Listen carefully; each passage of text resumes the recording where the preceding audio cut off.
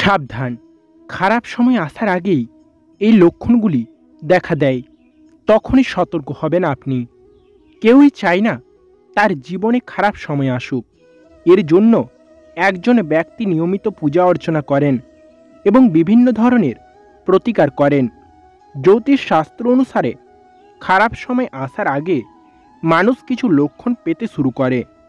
সেই লক্ষণগুলি যদি সময় মতো বোঝা যায় তাহলে খারাপ দিনের জন্য প্রস্তুত থাকা যায়।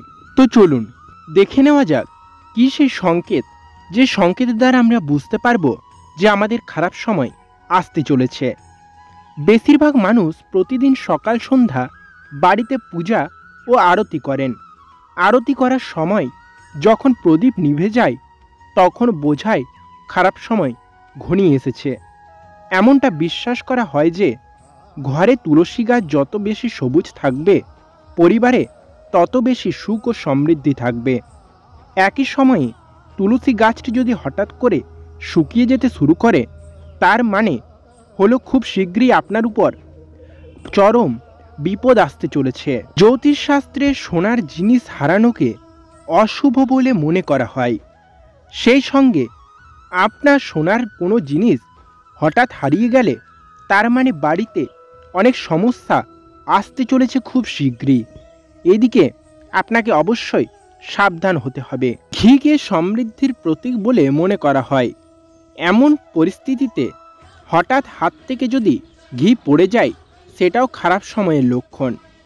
একজনকে এই জিনিসটি উপেক্ষা করা উচিত নয় এবং সময় মতো প্রস্তুত হওয়া উচিত। বাড়িতে ইঁদুরের আগমন একটা সাধারণ বিষয় হলেও হঠাৎ করেই যদি ঘরে প্রচুর পরিমাণে কালো ইঁদুর আসতে শুরু করে তবে তা অশুভ লক্ষণ।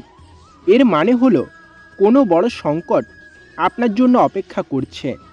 তো বন্ধুরা, এই 5টি সংকেতের মধ্যে যদি কোনো সংকেত আপনার সাথে মিলে যায় বা আপনিও যদি এই সংকেতগুলোর মধ্যে একটা সংকেত পান তাহলেই আপনি সাবধান হয়ে যান, কারণ আপনার বিপদ খুব শীঘ্রই আসতে চলেছে তাহলে।